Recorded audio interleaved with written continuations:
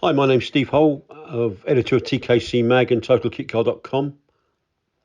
Welcome along to another episode in our History File series. And this one's a special one, a very special one, really. Very, very sad to hear of the death in November 2024 of specialist car great designer Dennis Adams.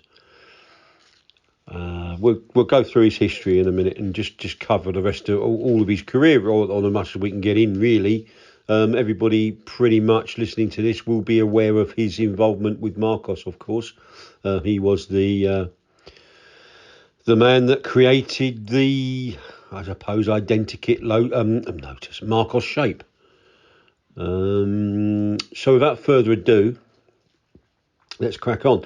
Trying to shorten these videos a little bit because I don't want to bore anyone to death, but I like to get enough.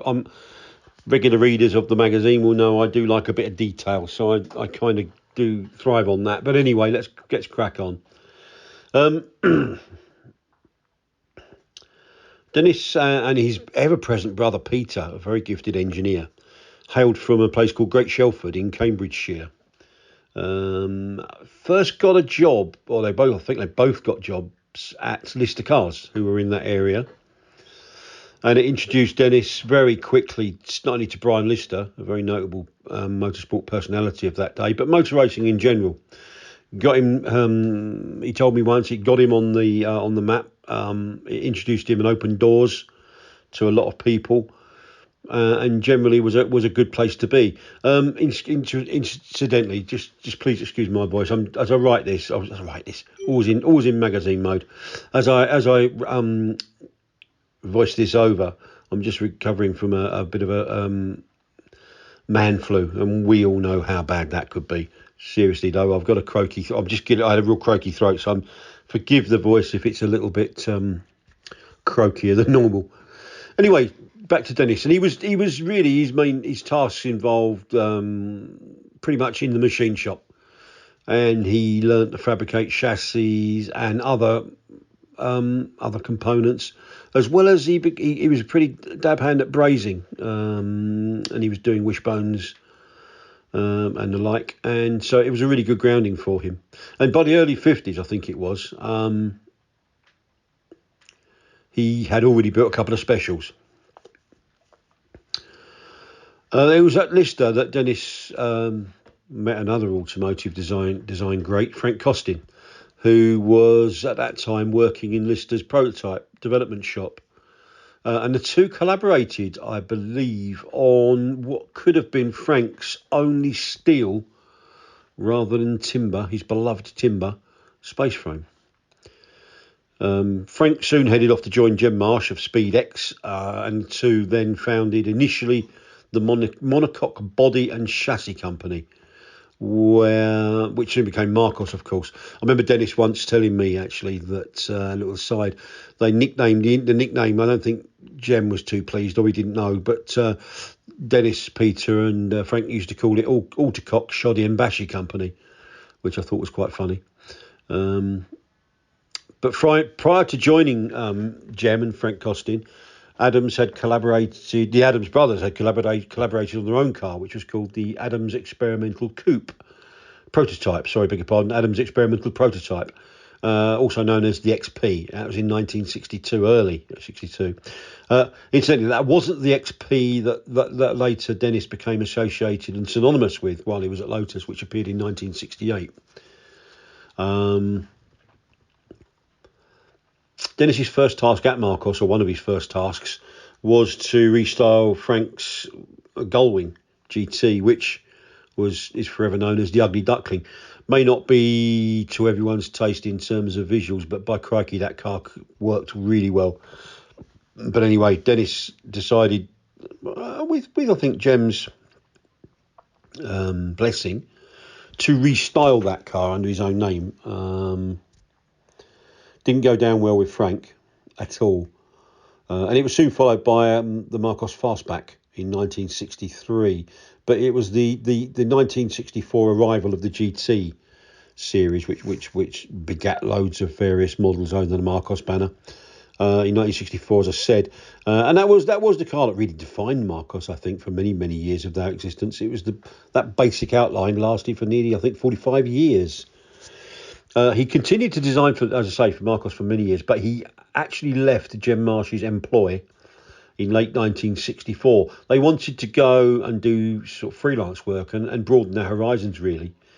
But they remained on a retainer with Marcos right up to, Dennis told me, up to and including the Le Mans LM500 that appeared in 1993.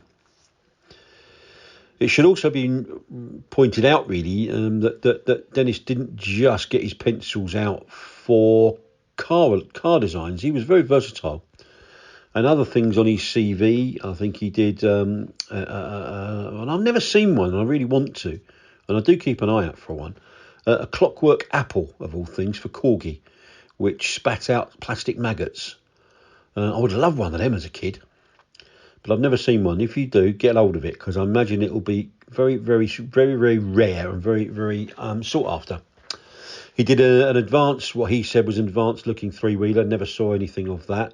Church steeples made from GRP. He did boats, he did bobsleighs, he did motorcycles, and he did some work with Malcolm Newell on the very advanced Quasar, Quasar. Google that if you're not aware of it. It was very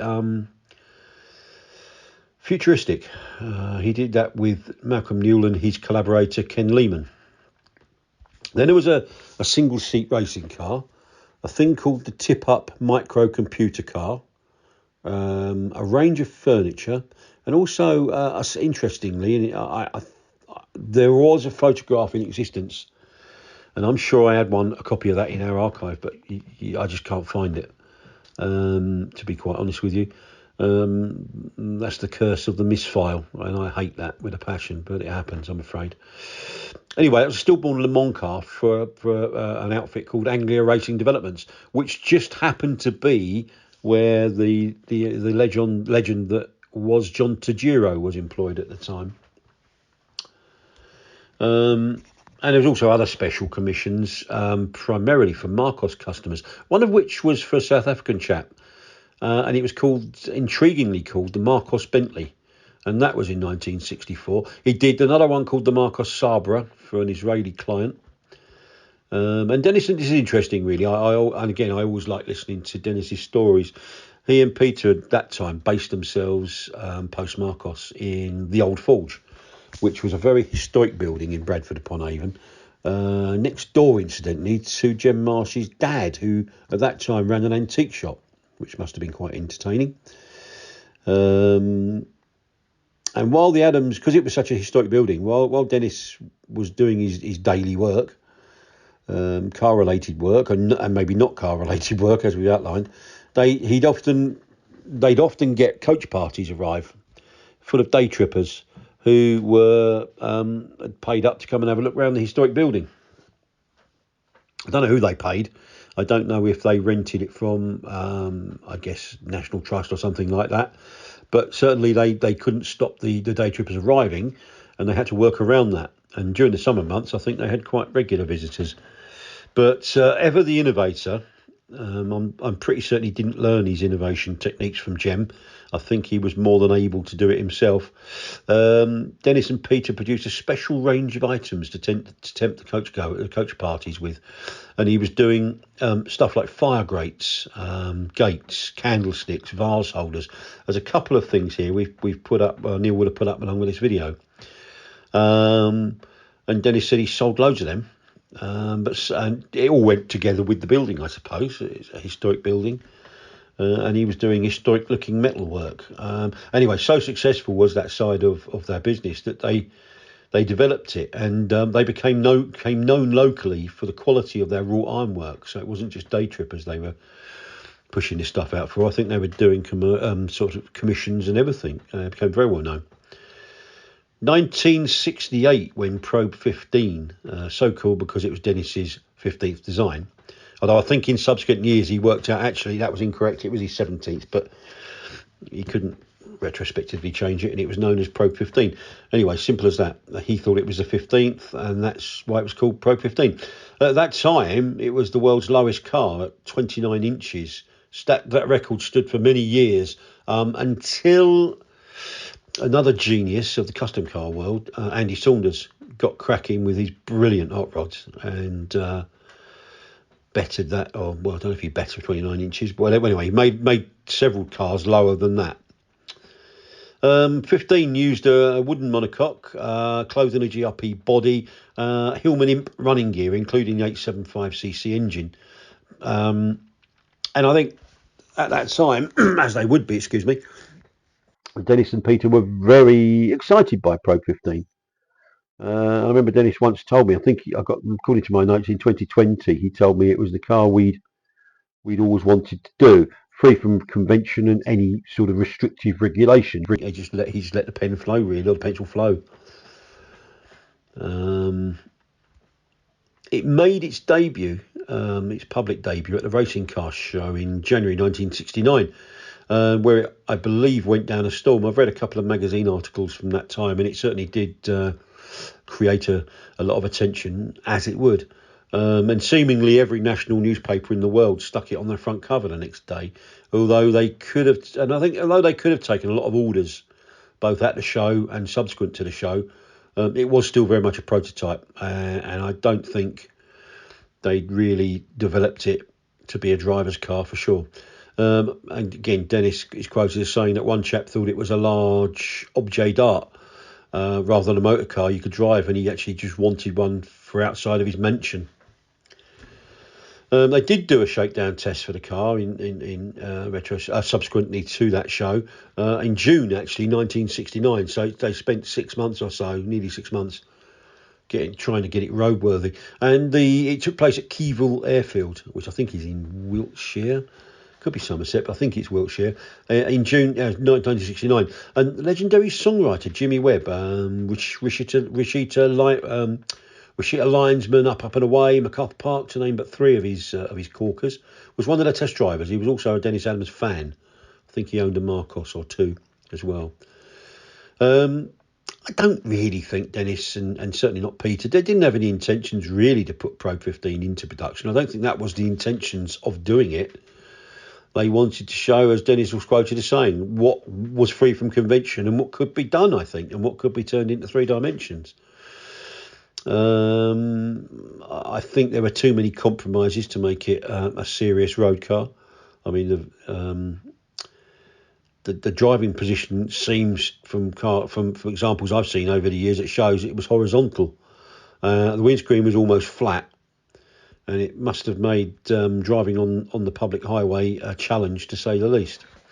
But that prototype was sold to a guy called Paul Michaels, who's still around in trading as Hexagon Motors. Now, there's a guy with another brilliant history that took in Formula One and all sorts. Also made the Lotus Elambulance, if you remember that. And I do think he also chopped the top off a Elan 2+2 before Lotus. Well, yeah, I think anyway, there's some serious Lotus connection with Paul Michaels, and he's always been a supporter of the specialist car industry. Anyway, he bought that and he sold it to a customer in South Africa. I've never managed to find out if it was the same chap who'd commissioned the MARCOS Bentley. I'd like to suspect that it was, but you never can tell. Even people like I trust who are the font of all knowledge when it comes to MARCOS, Rory McMath, he's not sure either. Anyway, after 15, the Adams brothers, they turned their attention to a proper road going version, which was naturally enough the Probe 16. In hindsight, I expect it should have been called Probe 18, given that Dennis was two out on his design list when 15 came out. But this one, anyway, was slightly longer and taller. Everything is relative, at 34 inches. While the Imp engine gave way to a BMC 1800 unit. To make it perform better, they gave it to their friend Jan O'Dore of Yanspeed, who gave it a good tuning. And that one appeared on, and again, that appeared at the British Motor Show of October 1969. On a joint stand, it was a Daily Telegraph and IBCAM, which stands for Institute of British Carriage and Automotive Manufacturers. And that took place at Olympia. Reception was said to be, inverted commas, incredible, just like Pro 15 was. And it won an award for its innovation, or Dennis did. And again, I think 3 were built of that, or 3 were sold. And that man, Jimmy Webb, he bought one. While Cream bassist, the late Jack Bruce, he bought one as well as a present, a birthday present for his best friend, the drummer, a mountain drummer, Corky Lang. I remember talking to Dennis once at length about his outlook and views on car handling, really, and he was fully fixated on getting stuff as absolute stability being the key, and getting everything as low as possible, as well as suspension geometry. If that was wrong, he said, and it's pretty obvious nowadays, half your efforts were wasted, because no matter how the car looked, if it didn't handle on corners, it was flawed. And he also then played with roll centres and roll axis throughout the car. And that was at a time, of course, when people were reluctant to build cars with no roll. And he also thought, well, even though him and Frank, I think, had healed their rift, if there ever was such a thing in reality, he and Frank disagreed on various elements. I mean, Frank was always prone to stick to his guns, bless him. And he had a right to, of course, because he didn't do much wrong. But Frank was convinced, I think, that a car had to have roll on corners, which he felt gave a driver feel on corners. Although Dennis was convinced it should pendulum either way, and it was nothing to do. Car shouldn't have roll. And I remember him saying that the MARCOS 1800 GT was the one that he felt had absolutely no roll. He had the roll centre very high, and the car just shoved you sideways in corners. And as I say, he believed originally it was ultra low was the way to go, but he changed that over time. And he was never afraid to admit that he changed his mind on that either. What the probe stuff had done was really cement Dennis's reputation as a fine designer. I do remember, and I do still chuckle, and I'm not going to mention the guy's name, but he was a kit car journalist of the sort of 80s, I suppose, early 80s.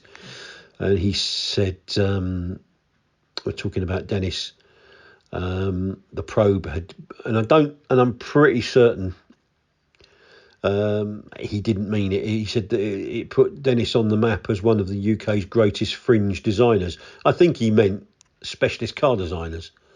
But of course, that Dennis said that he never really was very good at haircuts, and certainly he didn't like fringes, which it was quite funny. Going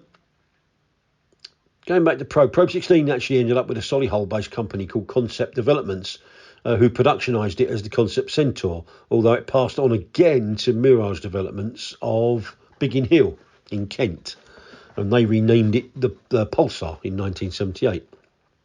Meanwhile, Dennis wasn't done with the Probe concept, and he came out with 2001 in 1970. And it had some finance from an unnamed businessman who wanted, again, I'm not sure if practicality and probe can go hand in hand, but he wanted a more practical probe.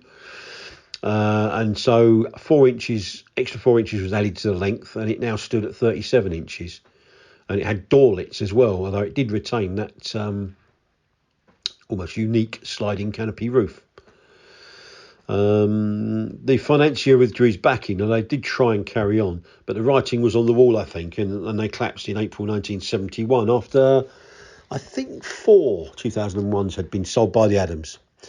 Incidentally, there was a Probe 7000, which was an Oldsmobile V8 4.7 litre effort that was actually intended for the American market, but I think that was actually stillborn. Production rights for that were acquired by a Scottish company, WT Nugent Engineering of Ayr, run by a guy called Bill Nugent.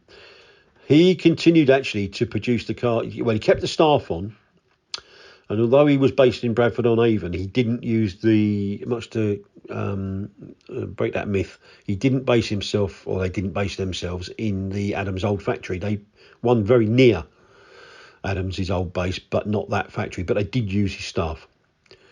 And I think they built another 6 down there before they moved the whole kit and caboodle to Scotland, where they built another 6 before they too went into receivership in 1973, May to be precise. While all this was going on, Dennis had designed the MARCOS M70, which was Jem's idea. He wanted, as he so beautifully put it, a fat businessman's GT car.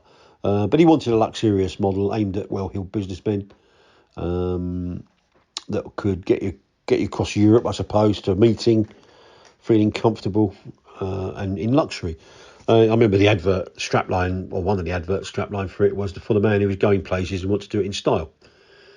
Dennis did the basic design for that, but I think Jem took it in-house before it was completely finished to Dennis's liking. And as a result, he always felt that it fell short of what he intended. And indeed, MARCOS withdrew it after 32 had been sold, although that car, of course, made a comeback years later as the auto-tuned Mirage. But that's another story for another day. And I always felt that Jem always suspected that he had unfinished business with that car. He believed in it fully, but was perturbed that they never did more than 32 of them. In a complete career change and change of direction, I think 1975 was the year that Dennis emigrated to the USA. He got a job working for a guy called Charlie Massing at Classic Motor Carriages, CMC, in upstate New York, on their neoclassic Leviathans, which they were famous for. Although they also produced Cobra and Porsche Speedster replicas, I think. While Dennis was sort of working on new model development for them. The company was bought in 78 by a guy called George Levin, and he tasked Dennis with really accelerating with the new models, starting with a thing called the Destiny and a revised version of the Gazelle. And I think Dennis also did a very lavish one-off Bugatti Royale inspired car. 1980, I'm realising we're taking up too much time here. Yearning for England, I think Dennis moved back in 1980. Got a job as an industrial designer for Villiers, the ex-motorcycle manufacturers, who were doing industrial stuff at that time. And I think he penned some stuff for them, not sure what, while he definitely did a generator for Hawker Siddeley. But cars could never be kept at bay for long, and in 83 Jem Marsh tempted Dennis to revise the MARCOS 3-litre GT into what became, and I'm glad he did that actually, because that spawned the Mantua Coupe, complete with Rover V8, which was a brilliant and classic MARCOS if ever there was one. And Dennis came up with a convertible version a couple of years later. Glenfrome Engineering are quite an interesting company. If you know about stretched Range Rovers and things like that, they were one of those companies like Overfinch and many others who were involved in that business. And they engaged Dennis's services to create something different for them, which was an angular off-road type vehicle called the Facet in 1984. And he had just completed, although I don't think it was ever officially launched, a convertible version of that called the Profile before they too went into liquidation.